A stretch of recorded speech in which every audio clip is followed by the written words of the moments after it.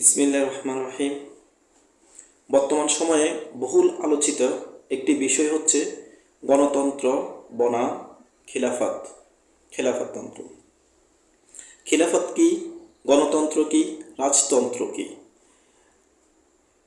বর্তমান পরিস্থিতিতে বাংলাদেশে যেহেতু গণতান্ত্রিক সরকার ব্যবস্থাপনা চালু আছে, এই সময়ে বাংলাদেশে কি ইসলামী হুকুমত কায়েম করা সম্ভব? গণতান্ত্রিক পন্থাকে উপেক্ষা করে খিলাফততন্ত্র কিভাবে কায়েম করা সম্ভব? বিষয়গুলো নিয়ে আমি যৎসামান্য পরিসরে আজকে আলোচনা করব চিন্তা করেছি। ভিডিওটি আপনাদের কাছে যদি ভালো লাগে, আমি লাইক অথবা কমেন্টসের আশায় ভিডিও প্রচার করছি না। রাসূলুল্লাহ সাল্লাল্লাহু আলাইহি সাল্লামের সেই অমীয় বাণীটাকে সামনে রেখে বাল্লিগু আন্নী ওয়ালাউ আয়া সামনে রেখেই ক্লিপগুলো তৈরি করছি।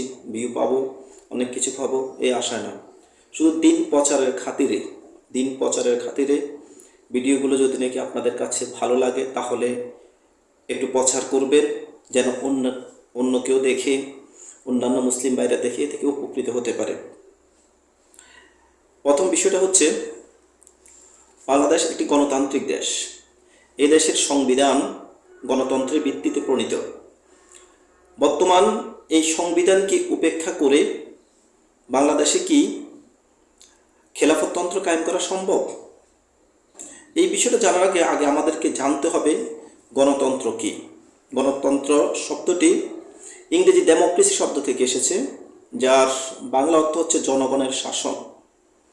1863 সালে আব্রাহাম লিঙ্কন এর সংজ্ঞা এভাবে পেশ করেছেন: government of the people, by the people, for the people. অর্থাৎ গণতান্ত্রিক সরকার জনগণের অংশগ্রহণ, জনগণ দ্বারা ও জনগণের জন্য। অধ্যাপক গ্যাটেলের মতে, যে শাসন ব্যবস্থায় জনগণ সার্বভৌম ক্ষমতা প্রয়োগে অংশ নেওয়ার অধিকারী, তাই গণতন্ত্র। অর্থাৎ অধিকাংশ জনগণের মতের ভিত্তিতে রাষ্ট্র পরিচালনার জন্য সংবিধান প্রণয়নকারী প্রতিনিধি নির্বাচন ও বাস্তবায়ন প্রক্রিয়ার সম্পাদনকারী সরকার ব্যবস্থাপনাকেই গণতান্ত্রিক সরকার ব্যবস্থাপনা বলে। এরপরের ধাপে আপনি বুঝেন, গণতন্ত্র মানে এই গণতন্ত্রের সার্বভৌম ক্ষমতার অধিকারী জনগণ। পক্ষান্তরে রাজতন্ত্র কি? রাজতন্ত্র হচ্ছে ক্ষমতা অধিষ্ঠিত একক ব্যক্তি বা পরিবারের নিয়ন্ত্রণের যে শাসন ব্যবস্থা গড়ে ওঠে তাকে রাজতন্ত্র বলে। এখানে রাজ পরিবারের বাহিরে বা মতামতের বহির্ভূত কেউ রাষ্ট্রপ্রধান হতে পারে না। বর্তমানে প্রায় 43টা দেশেই এই রাজতন্ত্র চালু আছে। যে আমাদের বাংলাদেশ যেহেতু রাজতন্ত্র চালু নেই, পরিবার কেন্দ্রিক, যদিও কিছু কিছু দল পরিবার কেন্দ্রিক তাদের কার্যক্রম চালাচ্ছে, তথাপি সকলের মতামত প্রকাশের এখানে সুবিধা আছে। রাজতন্ত্র না, এটা গণতন্ত্রেই বেশিরভাগ ক্ষেত্রে ফলো করা হয়। খেলাফত কি? খেলাফত হচ্ছে ইসলামী হুকুমত বাস্তবায়নের নিরিখে সংগঠিত পরিচালিত রাষ্ট্র ব্যবস্থাপনাকে খেলাফত বলে। আর এই ব্যবস্থাপনার প্রধানকে, এই খিলাফতের প্রধানকে খলিফা বলে। খলিফা নির্বাচিত হবেন রাষ্ট্রের বিশিষ্ট ব্যক্তিবর্গের। খলিফা কিভাবে নির্বাচন করবে? খলিফা নির্বাচিত হবে রাষ্ট্রের বিশিষ্ট ব্যক্তিবর্গের অধিকাংশের মতামতের ভিত্তিতে, বিশিষ্ট ব্যক্তিবর্গের।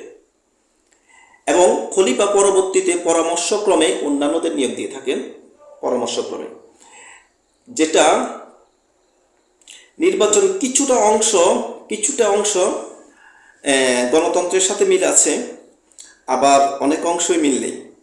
যে বিষয়টা খেয়াল করেন, খলিফা নির্বাচিত হবে রাষ্ট্রের বিশিষ্ট ব্যক্তিবর্গ, আলেম ওলামা, বিশিষ্ট ব্যক্তিবর্গের পরামর্শের ভিত্তিতে, অধিকাংশের পরামর্শের ভিত্তিতে, মতামতের ভিত্তিতে। ঠিক এই মতামত গ্রহণটা গণতন্ত্রেও আছে। গণতন্ত্রের ক্ষেত্রেও মতামতের একটা সুযোগ আছে। এখানে দিবে বিশিষ্ট ব্যক্তিবর্গ, সেখানে আমজনতার মতামত। গণতন্ত্রে আমজনতার মতামত, সবাই, সর্বশ্রেণীর লোক তার প্রতিনিধি নির্বাচনের ক্ষেত্রে মতামত ব্যক্ত করতে পারে ভোটের মাধ্যমে, যেখানে তারা ভোট দিয়ে একজন অযোগ্য ব্যক্তিকেও ক্ষমতায় বসাইতে পারে, আবার যোগ্য ব্যক্তিকেও ভোটের মাধ্যমে অপসারণ করতে পারে। সেটা একমাত্র গণতান্ত্রিক পন্থায় সম্ভব। তাই এবং গণতান্ত্রিক পন্থায় আমাদের কাছে সবচাইতে যে বিষয়টাকে আমরা কখনো মানি না, মুসলমান কখনো মানতে পারে না গণতান্ত্রিক পন্থায় যেই শিরোনামটা, সেটা হচ্ছে সার্বভৌম ক্ষমতার অধিকারী একমাত্র জনগণ। সার্বভৌম ক্ষমতার অধিকারী একমাত্র জনগণ, এটা গণতান্ত্রিক পন্থায়। আর খেলাফতের ক্ষেত্রে সেটা একেবারে 100% ভিন্ন। সার্বভৌম ক্ষমতার অধিকারী একমাত্র আল্লাহ, এটা খেলাফততন্ত্রে। তার মানে আপনি যদি গণতন্ত্রকে বিশ্বাস করে গণতন্ত্র মাধ্যমে অনুপ্রাণিত হন, তবে আপনাকে প্রথমে এই স্থানটা পরিবর্তন করতে হবে। এই বিশ্বাস থেকে আপনাকে সরে আসতেই হবে, এবং এই বিশ্বাসী হয়ে আপনি কাউকে নির্বাচিত করবেন, সেটা হতে পারে না। এটা থেকে 100% আপনাকে ফিরে আসতে হবে। এবং গণতন্ত্রের ক্ষেত্রে আপনি প্রতিনিধি নির্বাচন করছেন কেন? সেই প্রতিনিধি সংসদে গিয়ে আইন প্রণয়ন করবে, আপনার জনগণের কল্যাণার্থে সে আইন প্রণয়ন করবে, এবং সেই আইন অনুপাতে রাষ্ট্র পরিচালিত হবে, এবং সেই পরিচালনার সহযোগী তারা হবে, এবং সকল জনগণ এতে স্বতঃস্ফূর্ত মতামত ব্যক্ত করতে পারবেন। কিন্তু যদি নাকি খেলাফত কায়েম হয় ইসলামী রাষ্ট্র ব্যবস্থাপনা, সেই বিধানটা হচ্ছে সম্পূর্ণ ব্যতিক্রম। ইসলামী হুকুমতে একমাত্র বিধানদাতা, একমাত্র আইনদাতা আল্লাহ। কোরআনই হবে খলিফাদের রাষ্ট্র পরিচালনা করার মূল ভিত্তি। কোরআন সুন্নাহ মোতাবেক তার রাষ্ট্র পরিচালনা করবে। এখানে নতুন করে আইন প্রণয়নের কোনো সুযোগ নেই। তাহলে গণতন্ত্রের সাথে ইসলামী শাসন ব্যবস্থাপনার বিশাল একটা পার্থক্য হচ্ছে এটা। ইসলামী রাষ্ট্র ব্যবস্থাপনায় সার্বভৌম ক্ষমতার অধিকারী আল্লাহ, এবং আল্লাহর দেওয়া বিধান মোতাবেক রাষ্ট্র চলবে, আর এই রাষ্ট্র পরিচালনা করবেন খলিফাগণ। যেটা একটু আগে বলেছি, গণতান্ত্রিক শাসন ব্যবস্থাপনা একেবারেই ভিন্ন। এখন মৌলিক প্রশ্ন হচ্ছে, বাংলাদেশের সংবিধান অলরেডি গণতান্ত্রিক একটা সংবিধান। এই সংবিধানকে ডিঙিয়ে বাংলাদেশে কিভাবে আপনি গণতন্ত্রকে উপেক্ষা করে অথবা গণতান্ত্রিক সিস্টেমকে ফলো করে আপনি সেখানে ইসলামী হুকুমত কায়েম করবেন? ইসলামী হুকুমত বা খেলাফত কায়েমের পন্থা দুইটি। ইসলামী হুকুমত বা খেলাফত কায়েমের পন্থা দুইটি, এক কেতাল দুই দাওয়াত। কেতালের মাধ্যমে আপনি যদি নাকি জিহাদ অথবা কেতালের মধ্য দিয়ে এদেশে খেলাফত কায়েম করেন, ইসলামী ইতিহাস থেকে যেটা দেখা যায় খেলাফত কায়েম তখন সম্ভব ছিল, কিন্তু বর্তমান প্রেক্ষাপটে যদি আপনি করেন, আমার কাছে মনে হয় না 1 সপ্তাহ টিকবে ওই সরকার ব্যবস্থাপনা। যদিও আমার দেশে অধিকাংশই মেজরিটি মুসলমান, ওই মুসলমানগুলোর জন্যই আপনি এই বিধানটা, যাদের কল্যাণার্থে আপনি কাজ করার জন্য মাঠে নেমেছেন, তারাই আপনার ঘোর বিরোধিতা করবে। এবং যার প্রেক্ষাপটে আপনি খেলাফত কায়েমের নিরিখে সকলের কল্যাণ কামনার্থে যদিও রাষ্ট্র ক্ষমতায় অধিষ্ঠিত হন, তবে বেশি দিন টিকবেন না। আর এই ক্ষেত্রে আপনি বেশি কিছু করতে পারবেন না যদি বাংলাদেশে গণতান্ত্রিক সিস্টেম মোতাবেক, যেমন বাংলাদেশ সংবিধানে 300টি আসন আছে, 300টি আসনের মেজরিটি পার্সেন্ট যদি কেউ পায়, তবে সেই ক্ষমতা পাবে, তারাই দল গঠন করতে পারবে রাষ্ট্র পরিচালনার জন্য। আর এর কমে ফেলে সাংবিধানিক নিয়ম অনুপাতে তারা ক্ষমতা যেতে পারবে না, হয়তো ক্ষমতা গেলেও তাদের কিছু সংখ্যক যেতে পারবে, কিন্তু উল্লেখযোগ্য কোনো ভূমিকা তারা রাখতে পারবে না। একটা আসন, 5টা আসন, 10টা আসন দিয়েই আপনি ইচ্ছে করলে সংবিধান পরিবর্তন করতে পারবেন না, কারণ আপনার তখন বিরোধিতা করবে আপনার মুসলিম ভাই, আপনি তাকে ওই শিক্ষা দেননি যে এজন্য।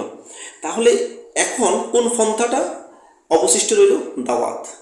দাওয়াতের মাধ্যমে আপনি যদি নাকি খেলাফা কায়েম করেন, তাহলে এর ভিতটা হবে খুবই মজবুত।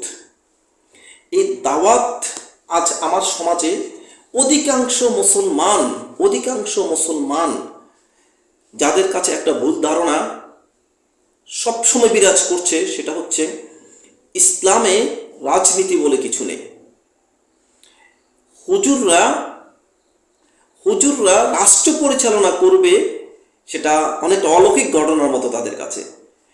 হুজুররা সংসদে থাকবে, ইউনিয়ন পরিষদ থাকবে, পৌরসভাতে থাকবে, কেমন বিষয়টা? যাদেরকে সকলের ধারণা হচ্ছে হুজুরদের অবস্থান তো হচ্ছে মাদ্রাসা মসজিদ কেন্দ্রিক, কিছু কিছু হুজুররা হয়তো ব্যবসা বাণিজ্য কেন্দ্রিক, এছাড়া তাদের অবস্থানের বাইরে কোথাও হতে পারে। এটা আমাদের একটা ধারণা হয়ে গেছে, কিন্তু এরাই যে আসলে আল্লাহ পাক যে এদেরকে মৌলিকভাবে প্রতিনিধি করে রাসূল সাল্লাল্লাহু আলাইহি সাল্লামের ওয়াফাতের পরে এদেরই উচিত ছিল রাষ্ট্র ক্ষমতা হাতে নেওয়া, ধারাবাহিকভাবে এই কার্যক্রম চালু রাখা, ইসলামী হুকুমত বাস্তবায়নের ক্ষেত্রে সকলকে এই বিষয়টা বোঝানোর দায়িত্ব এদের ছিল। আজকে সেটা থেকে আমরা অনেকটা দূরে। যাই হোক, তাহলে দাওয়াতের ক্ষেত্রে যে কাজটা সর্বপ্রথম প্রয়োজন সেটা হচ্ছে সকল ইসলামী দল এক ব্যানারে আসতে হবে এবং সকলেরই টার্গেট থাকবে আল্লাহ পাকের জমিনে আল্লাহ পাকের বিধান কায়েম করা। এবং এটা যে সবার উপর ফরজ হয়ে রয়েছে, এই বিধানটা যে সবার উপর ফরজ হয়ে রয়েছে, এই বিষয়টা সকল জনগণকে, সকল মুসলিম উম্মাহকে বুঝাইতে হবে, সবার মাঝে তুলে ধরতে হবে ইসলামী হুকুমতের গুরুত্ব কি। ইসলামী হুকুমত কায়েম না হলে, এটা কায়েম করার জন্য চেষ্টা না করলে আমরা যে কি পরিমাণ ক্ষতির সম্মুখীন হব, এই বিষয়ে সবাইকে বুঝাইতে হবে। গণতান্ত্রিক শিরকি এই মতবাদটাকে মাথার উপরে রেখে আমরা একেই নিয়ে চলবো, সেটা হতে পারে না। এই জন্য শিরকিপূর্ণ গণতান্ত্রিক ভিত্তি অসমর্থন জ্ঞাপন করতে হবে। নেতা নির্বাচনের ক্ষেত্রে আদর্শিক ও ধর্মীয় জ্ঞান সম্পন্ন ব্যক্তিদেরকে প্রাধান্য দিতে হবে। আজকে কিন্তু আমরা এই বিষয়টা থেকে অনেকটা দূরে।